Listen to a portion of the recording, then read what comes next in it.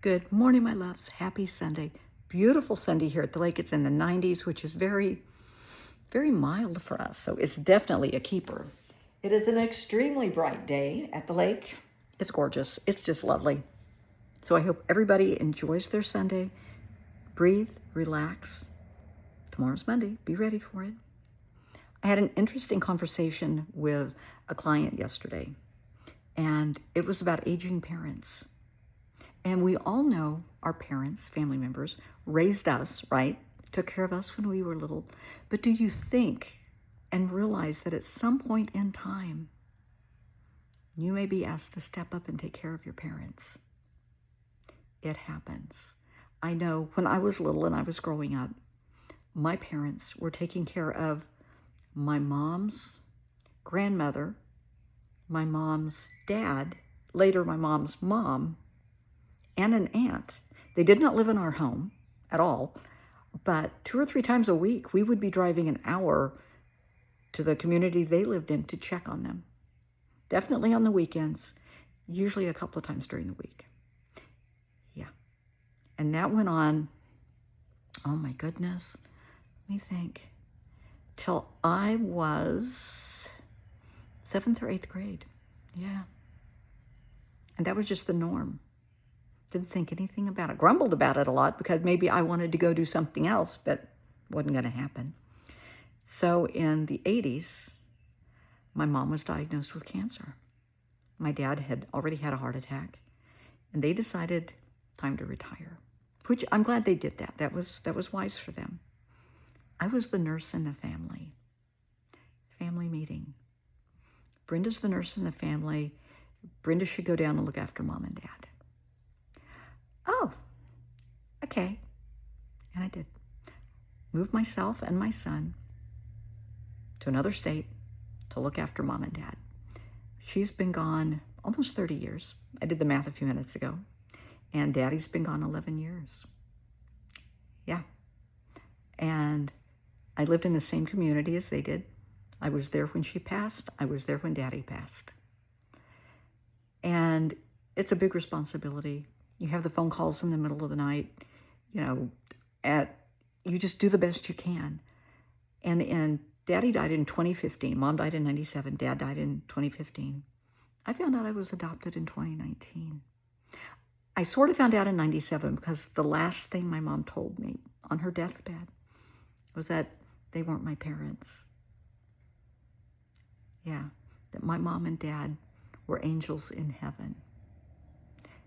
Yeah. I kind of knocked that up to the morphine she was on, but yeah, no. DNA testing, yeah. So I found that out in 2019, and I was talking to a family member about it, and she said, "You were so good to mom and dad, you were there." And I was. Would you have done the same thing if you knew then that you were adopted? Absolutely. Because they took care of me, they raised me, they put their time and energy into me. Of course I would have done that all over again. It made no difference if I was adopted or not. They raised me. So for me, I can't say I felt obligated because that's not the right word. I can't say it was duty bound. That's not the right word. It was out of love and respect. That everything that they did for me, this is the least I could do for them. But that's just my perspective. Now, for me, I will not have my son and daughter-in-law or granddaughter look after me. I am too damn independent. No, I will manage my own life. I will manage my own care. Absolutely. So this client that I was talking to is a totally different culture, and we were comparing the two because in their household, they have their spouse and their kids. They have their parents and a grandparent, a very elderly grandparent, all under one roof. And in that culture, that's how it is. Because the parents that live with them had moved in with that grandparent. So when the parents started getting older and they needed care, hey, that's what you do.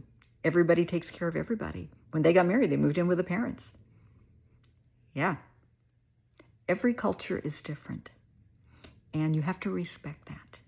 You may not agree with it, you may not understand it, but respect it.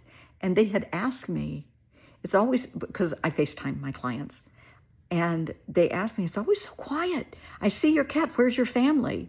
I said, my family's 1,200 miles away. No, yeah. Well, they just couldn't understand that because, in their culture, this is what you do. No. I live by myself. I like living by myself.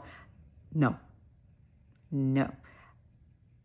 I like my independence, and I did my best to explain to them that here in the U.S., for the most part, you raise your kids, they go off to college, and that at that point, they create a life of their own.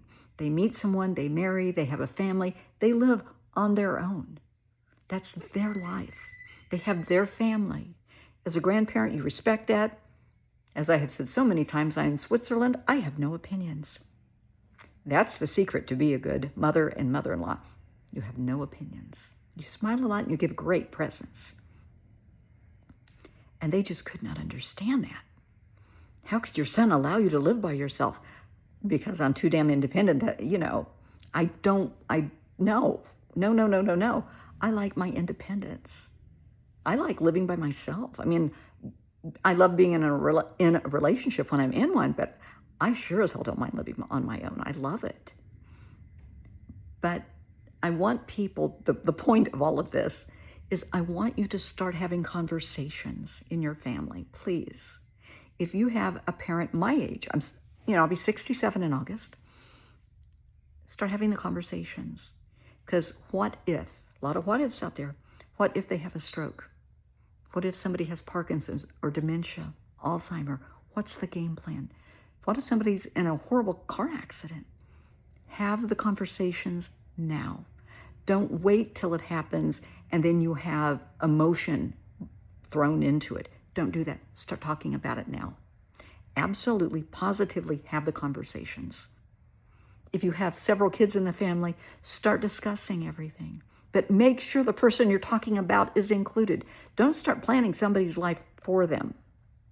You wouldn't want them doing that for you. Don't do it to them. But decide, are they going to move in with you or one of your siblings? Are you guys going to move in with them? Would an assisted living be a better idea? What's everybody's thoughts on, a nursing home? Because there may come a point where they can't take care of themselves and assisted living is not an option. They have to have care. Okay, are you going to bring in a full-time nurse? Physical therapy? Or are you going to opt for a skilled nursing facility? Have the conversations. But I want you to keep something in mind, a couple of things. When you do it out of love. And every family is different, and a family comes to mind where a grown child, is just pissed at her parents. I mean, they're in, I want to say their 40s, and they're pissed at their parents for their childhood. Not that they had a horrible childhood, they didn't have the best childhood, and they're pissed. Dad has advanced Alzheimer. Mom is sick.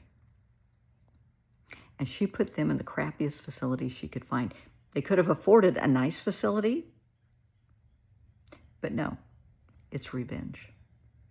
Or as she says, karma. So, karma is a bitch. But look what she's showing her kids. That when Grandma and Grandpa got old and incapacitated, I parked them in the crappiest facility I could find and just walked away. She's teaching her children that's okay to do that. Does she really want to teach them that? Because, in her own words, karma's a bitch. What if down the road that's her? She just told her kids it's okay to do that. Think about that. But give it some thought. Talk to your siblings, talk to your parents. It's a very important conversation to have. Once somebody starts having signs of dementia, Parkinson's, Alzheimer, discuss a durable medical power of attorney that you can help them make medical decisions. If they need, to go on dialysis, if they need to have surgery, And yes, end-of-life care. What's everybody's thoughts on hospice? Because that was, even with my dad, that was a big thing. My mom was on hospice. And that was great. Dad was sort of on hospice. The woman he married did not want him dying in her house.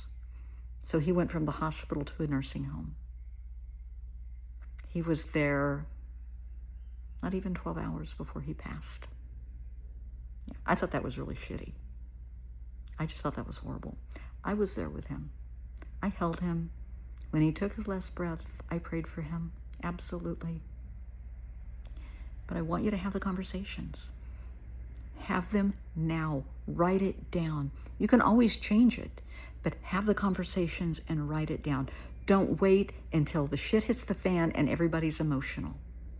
Have the conversations down, but make the decisions out of love and respect. Do things to honor people, not out of revenge, because karma's a bitch.